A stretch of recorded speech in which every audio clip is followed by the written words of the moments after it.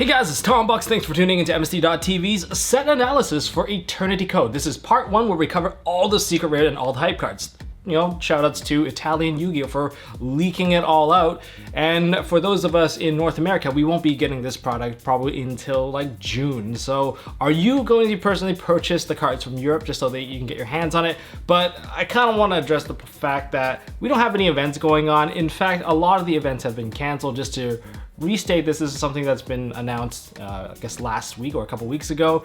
Of course, WCS is canceled, and WCQ in South America is canceled, North America is canceled, Central America is also canceled. All the WCQ national championships are all postponed, and YCS Pasadena is also postponed. So I don't know if the cards are going to hold that much value, but enough about recent events.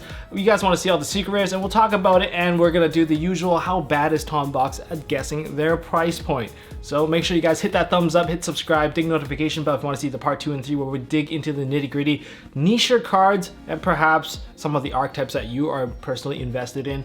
And let's jump into this one. And these are 10 secret rares. Remember, moving onwards from Eternity Code, we're going to have additional 2 more secret rares compared to the previous 8. And there's going to be 5 Starlight Rare. I hope they're not choosing a common, but anyways, 5 Starlight Rares moving forward. And more ultra rares, more secrets. Even if you buy a case, you might not get everything. And of course, there's not going to be any short printing. But without the short printing, as you guys have mentioned before, that doesn't mean that they're going to increase the ones that you want more. It just means that they're even. So within the print sheet cycle, it's just going to be even. But some of these cards are still going to have more demand than others. Therefore, the prices aren't going to be even across the board. That's just logic. But looking into our roster, we have GIASI the MEXX-KNIGHT ORUST, which may put ORUST back on the map. Even though Harp Horror is gone, I've seen people come back with ORUST even without the Harp Horror. GIASI is just such a powerful card. And GIASI the MEXX-KNIGHT ORUST gives you a quick access to, well, it's like an Armageddon Knight-ish type effect. Then we have Chamber DRAGONMAID. Oh, I didn't even know they would actually make this as a secret. But yeah, you got your Chamber DRAGONMAID for you DRAGONMAID lovers out there. There's also GISMEK-UKA. This one's used for mirror matches. We have Ghost Mourner and Moonlight Chill. That's such a funny name. We have AMIRADORNED ARCHOSAUR, which was the, I guess it was previously named as the Jewel Beast ARCHOSAUR, but this is AMIRADORNED. This is popular among our dinosaur players. We have ACCESSCODE, a very powerful cover card. This is a Link 4 code talker that requires, I believe, multiple Link monsters, and depending on what you do, you get to pop cards. It's a very powerful card. We have TCG exclusive Plunder PATROLLSHIP LYSE. Is it LYSE or LYSE? I'll just call it LYSE. Deep Sea Aria, a spell card to search your sea serpents. We have Gravidigger'S Trap Hole, which is like Call by the Grave, but with an additional spice and carries the Trap Hole name, which works well with the Trap Tricks deck. And we have TITANOCIDER, which is like another spin on Lost Wind. Let's get into the details of these cards and try to guess their price point. Now, starting with GIASI the MEXX-KNIGHT ORUST, one of the best things about this card is that it shares the name with the MEXX-KNIGHTS, which makes it extremely searchable. That gives you, I guess, 6 search cards with 3 blue and 3 purple. And perhaps blue leads into purple, purple just gives you the search, and then now you just have everything. So you just basically will have whatever you need to actually access this card, making it extremely consistent, adding consistency to a deck that already lost a huge chunk of it from the recent ban list of Harp Horror being banned. That's just one of the biggest things, and this monster carries an Armageddon Knight type effect and also can generate a token. So based off of all that information, I can say this card perhaps is going to be worth some money. It might put them back on the competitive map, and because competitiveness always comes at a higher price tag, 40 to 50 bucks per copy of this card. Is it going to hold? Are you going to buy one? Leave it down in the comment section. I could be completely wrong. What if this is like a $70 card because it's just going to be tier 0, but given the fact that we have Eldritch, we have Adamantimpators, we have Dragon Links, we have dinosaurs, I feel like it's just going to be adding more and more into this competitive pool. And there's probably going to be a discussion regarding what's it going to be like when we get to play Yu-Gi-Oh! Again in real life and we get these real life events. All right, next card we have Chamber DRAGONMAID, you have to be a real DRAGONMAID fan to really appreciate this card. Otherwise, this is going to eat up one of your secret rares. And remember, boxes aren't changing in terms of their ratios, in terms of card ratios that you receive. It's just that the set ratio has changed. So you're still only getting about 2, maybe if you're lucky, 3 secret rares. But 2 secret rares is what you can really expect. And in this case, you get Chamber DRAGONMAID. And I'm not sure how useful it is because I haven't really looked into the DRAGONMAID deck in a very long time. But if you normal or special summon out this card, you can do add a spell or trap DRAGONMAID card to your hand. And I know they do have a strong lineup. Perhaps you can search out your fusions and then set up your house DRAGONMAID. Overall, it doesn't seem too bad whatsoever. And of course, carrying a DRAGONMAID effect of during the battle phase, it can bounce back to summon out a DRAGONMAID monster that's a dragon that's in the graveyard. It's level 7 or higher. So overall, price point wise, being specific to only one archetype and probably not the most competitive archetype, $10 is my guess. Am I crazy?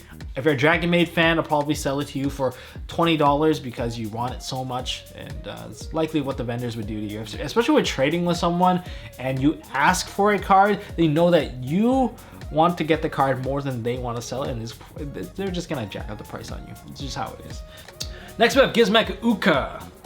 Uka, kind of interesting, feels like a little bit like a trick star because it burns your opponent for every summon that they perform. Every normal or special summon, inflict 300 damage. This particular part of the effect is not once per turn, and because it's not once per turn, you'll just keep on taking damage. Great way to win in time, guys. And for every other effect afterwards, it's hard once per turn. If a monster is special summoned from the deck, except during the damage step, you get to special summon out this card from your hand. Doesn't have a grave summon, so that's not one of the biggest fans. I think Gizmek Orochi is always going to be one of your best Gizmek cards out there. And moving on, if this card is normal or special, you can target one face-up monster your opponent controls, special summon from your hand or deck one monster with attack and defense that's the same and with the same attribute as the targeted monster. Okay, that's why it's mainly for a mirror match.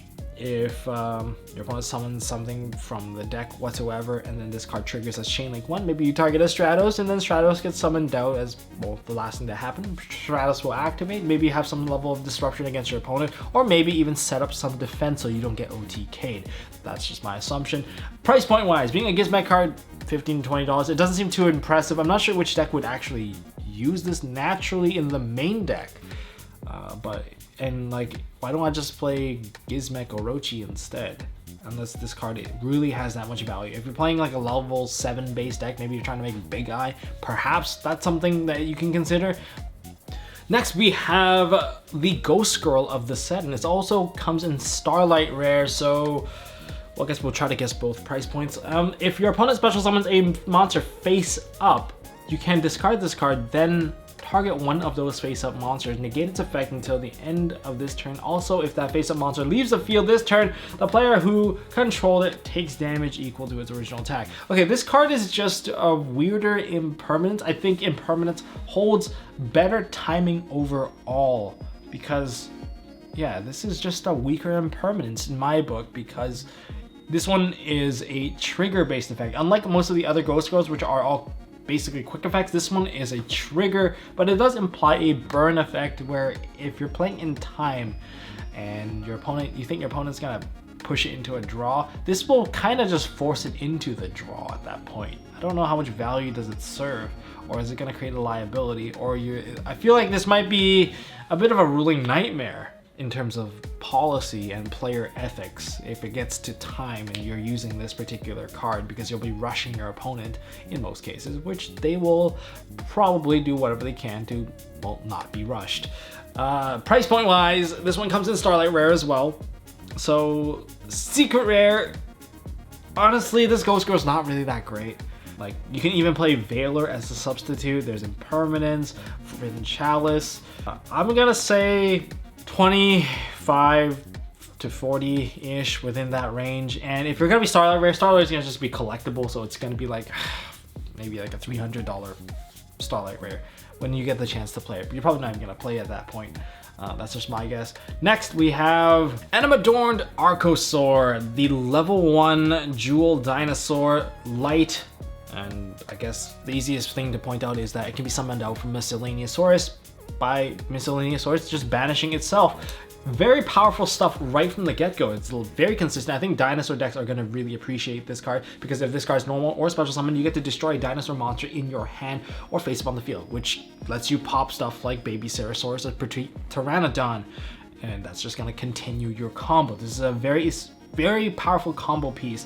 Now, when you destroy something like that, you get to add a reptile, sea serpent, or a winged beast monster with the same level, but you're going to add the other card instead, which is the evolution pill.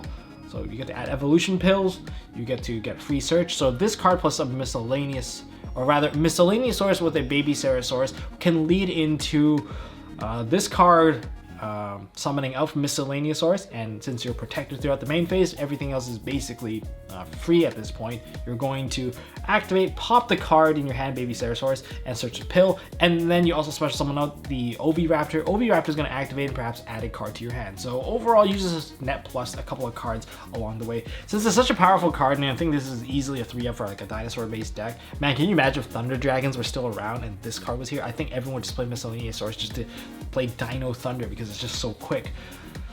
Oh, price point wise, $50 to $60 perhaps. Dinosaur only card, but it is. We'll have to add the competitive inflation in here. Maybe it's even like a $70 card. Perhaps it could be one of the money cards of the entire set. So I think there's a good chance that might be the case for this card. So just be very careful.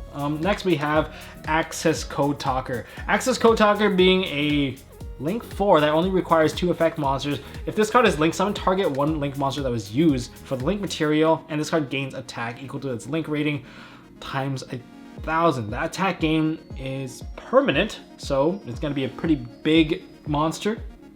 Okay, and you can banish 1 Link monster in your graveyard and destroy 1 card your opponent controls. But for the rest of this turn, you cannot banish monsters with the same attribute to activate ACCESSCODE Talker. And your opponent cannot activate cards or effects. Oh my god. So yeah, your opponent can't activate in response to this card. So it's got a spell speed 4 effect. You're just gonna have to eat the popping. That's why your response windows aren't coming up if you're playing online, is because ACCESSCODE Talker doesn't give you that level of response. By base, it only has 2,300 attack points, but since if you just use 2 monsters to make it, I feel like this is going to be another go-to staple. Since your opponent can't activate anything in response, that's pretty ridiculous. That's why I'm saying this card is very much like a Dark Arm Dragon. Banish cards out of the graveyard, pop cards. The better part about this is it's probably going to be stronger than a Dark Arm, and it's very generic. As a boss monster, this is easily like a $40 to $50 card because I think everyone's eventually going to want it. The materials required is 2+ effect monsters, which means if you're just trying to link stuff away, if you don't want to go into Unchained Abomination, this is an option for you to go into it. Yeah, so $40, $50, quite easy. I'd pay for a copy of it for sure. Plunder PATROLLSHIP LYSE. For LYSE or LYSE, it gives you a free Plunder Patrol monster summon from the hand, which is a quick effect. I guess you can extend into putting out bigger plays, and it has a generic monster effect negation which can protect you from stuff like Nibiru if you're trying to set up your board, or can perhaps protect you, or maybe even search you a card. Actually, that's pretty decent. I guess for a Plunder Patrol card, it's pretty decent, but it's definitely one of the least sought after card because Plunder Patrol didn't have any performance data from the previous tournaments, and maybe it's just because their debut was so small. Are they gonna make a big splash this time around? I don't know, sink or swim on this one. My guess, it's probably just going to be like a $10 to $15 secret on the release, and then maybe it will tank after if it doesn't do well. I don't really know. This whole set seems to be very water centric. But anyways, let's move on to the next card. Then we have Deep Sea Aria, the spell card to search out water monster. Banish 1 water monster from your graveyard, add 1 level 4 or lower sea serpent from your deck to your hand. You can only activate this once per turn. I guess you could search Mermail cards, not Mermail, Atlantean cards. You can add your prince, you can add Deep Sea Diva to summon out your prince, and I guess it's pretty decent, I suppose. The only thing I have a gripe with is that you have to banish a water monster from your graveyard. At least it's not from your hand, so more or less this card is still free, but if you open with just this card as your searcher, it's not going to do very much. But seeing that it is for the Sea Serpent, and again, Mermail was a very competitive archetype, and it's a search card very similar to Cynet Mining for Cyberse. I can say if it can give them the consistency level they need to compete in this day and age in Yu-Gi-Oh, then this card 35, 40, and then it's probably gonna be cheaper because there's no like proven stat of like good, like really powerful Mermail decks over the past few years, and not a lot of people are playing it, but there's a good chance that once it does start to become more and more popular, then it will start to rise in price. That's my particular guess. Okay, then we have Gravedigger Trap Hole. This is going to make people perhaps play Trap Tricks Rafflesia a bit more often because it turns Trap Trick Rafflesia into a monster that can negate Nibiru, or basically negate any hand trap and burn your opponent for 2,000 and perhaps even OTK off your opponent. That's, I guess, kind of neat. It doesn't negate anything on the field per se, but hitting the hand, the hand, the grave, and the banish area can prevent some combos from going off or protect you. Yeah, because Rafflesia allows you to detach one material from this card to send one whole trap card that met its activation condition from your deck to your graveyard, and this effect becomes that trap card's effect when that card is activated. So going back into Gravedigger Hole, when your opponent activates a monster effect in their hand or graveyard or in their banish, negate that effect, and if you do, well, you burn them for 2,000 damage. Wow, I don't know if Rafflesia is gonna get a price jump or anything, but damn, that is a pretty powerful effect if you can just use Rafflesia, because I know being a trap card, it is slower, right guys? You have to set it and activate it, but if you use Rafflesia, you can kind of bypass that entirely, which is why people use Trap Trick Rafflesia previously before in Pepe, because we only run one trap card in the entire deck, and that trap card is a Treacherous Trap Hole because it turns Rafflesia into a double pop and providing us with a 25 body wall. If you play generic 4s and you play rank 4s, and that's an opportunity for you to kind of try it out, I would say. Price point wise, probably not the most sought after, but I can see it being like a $20 to $25 secret rare, perhaps more if it shifts the meta to more people playing the Trap Tricks card. I know Trap Tricks are guaranteed going to play this card because it just stuns other people out where most other people cannot. And then we have TITANOCIDER. I feel like this is probably going to be the cheapest secret of the entire set. I get the artwork's really cool. It's Appaloosa firing a shot at I don't know what. But yeah, target one face-up monster opponent control that was special summon from the extra deck. Okay, the condition's already a little bit rougher. Change its attack to 0, and if you do, negate its effects. There's a couple things I don't really like about this. You can't really hit non-targetable monsters, so that's one of my gripes. But if you use this to like hit like a GIASI, that's pretty good. If you use this card target an Appaloosa, that's pretty good. It creates a liability on their side. And if your opponent special summons a monster from the extra deck while this card is in the graveyard, except the turn that this card was sent to the graveyard, you can set this card. And it doesn't banish itself, so it's a bit more recyclable compared to Lost Wind. But it seems like Lost Wind can more or less do the same thing. I know that the negation is permanent and the zeroing is permanent, but Lost Wind is also halving is permanent, and the effect negation is also permanent. So if you need an alternative, you have an alternative. And personally, I'd just rather play impermanence because it's just more flexible and the timing is better. It's really hard to power creep those out, but I can see this card still being pretty useful. I guess based off of waifu price, $10 maybe? 10, 15? I don't know. It's not a bad card. Do you guys agree, disagree with the price points? Leave it down in the comment section below. Do you have somewhere to compare to? You can also leave it down in the comments. Anyways, let's go to some of my personal picks that aren't secret rares. And these cards are the ones I'm personally invested in. We have Lopter, the Shadow of the Boss Generator. This guy is your Lone Fire equivalent, and it's a quick effect, so why wouldn't you want it? You can have Lone Fire and this card, wow, just jump in. But this one summons out any of your generator bosses, which is why you can set up a big disruption board against your opponent. Very key card. I'm not really gonna guess their price point, but depending on your demand for it, it could be higher, it could be lower, depending on if they're going to be meta impacting or not. They're probably gonna be at the rogue tier, in my opinion. Still really powerful card nonetheless, and definitely a card that you should try to stop. And then we have Madolche Salon, a continuous spell card that lets you get an additional normal summon on your Madolche cards. I think that's kind of important because that means if you get a Magileine, you can discard plus a Magileine guarantees you to combo no matter how you play. And if you eat a hand trap, perhaps you use your Pudding Cessor and it gets, well, hand trapped, you get to do another normal summon. So if you get ashed, then you summon again, you keep going, make your combo, build your board. Okay, next we have Arch Nemesis SECERTS. Oh, sorry, let me read the card right.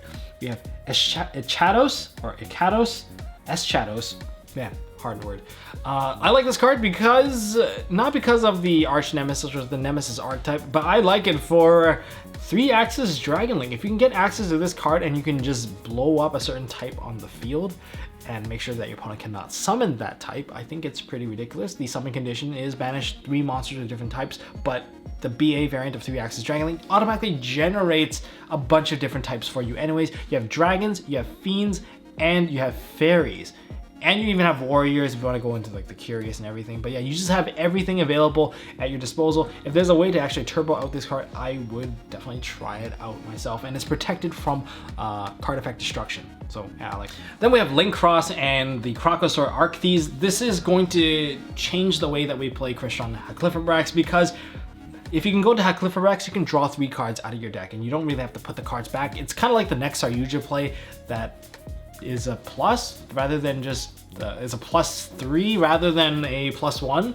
Yeah, something like that. Okay, so what you do is you go into a Christian Hackliffenbrax, you summon out the O-Lion, you link off the Hackliffenbrax into the Link Cross, generating you 2 tokens, 1 for every link rating that the Hackliffenbrax had. All right. And those 2 tokens cannot be used as link material. Instead, what you're going to do is you're going to synchro it off with the O-Line you summoned out, and you got yourself the Martial Marcher. And with the Marcher, which is the Synchro 3, and your O-Lion, they're both going to trigger, and you're going to be able to summon out the token, and you're going to summon back your O-Line with the Synchro that you just used, generating a total of 2 level 3s, which is the Marcher and the token, and you have a 1, which is the remaining token that you have not used yet, and you have your O-Lion. So now you can synchro all of these into the Ravenous Croco Dragon ARCHOSAUR, and his effect is as follows: gains 500 attack and defense for each card in your hand, and if this card is synchro summoned, draw cards equal to the number of non-tuners used for the synchro summon. So you are synchroing to a 9, and that means you're drawing 3 cards. And yeah, that sounds pretty good to me, with just access to 1 Christian Hackliffenbrax, and you generate a pretty big monster, and you have the opportunity to discard cards and target a card on the field and destroy it. So it gives you a lot of synergy. I find this card to be quite scary, to be honest. If you actually set up, like, say, perhaps an ORUST board to follow with this, before you go into the ORUST plays, you build this one up, discard your 2 cards, perhaps use them to banish stuff from the graveyard. Overall, I feel like this is probably going to be one of the more meta plays that we're going to see in the near future. So just expect that these cards being ultra rares, they're going to be perhaps a bit more pricey because meta price tag. And following with that, we have the Tiras Haratia, which is you just have to tribute 3 fairies and summon this card out. It's got a pretty good line of effects as well, but this is more commonly used in conjunction with generator deck, because the generator field well generates a bunch of fairy tokens, and this card gets to be summoned out basically for free. Very powerful card nonetheless, but I'm pretty excited for generators. Perhaps I have that little bit of generator bias. I would have put in the Har in there as well, but I'm just gonna choose a couple of these for now. Anyways, that's all I got for this video, guys. Which cards are you excited for? Are my price points too off for you guys? Let me know down in the comment section below, and hit the thumbs up if you guys want to see more stuff from MST.TV, including the next part where we go into all the loose support. This set isn't exactly focused on introducing new archetypes, but rather supporting and retraining some of the archetypes that we know and love today. So we'll go into the nitty-gritty details of that in the next coming videos. So yeah, subscribe, stay tuned to that, and I'll see you guys in the next one.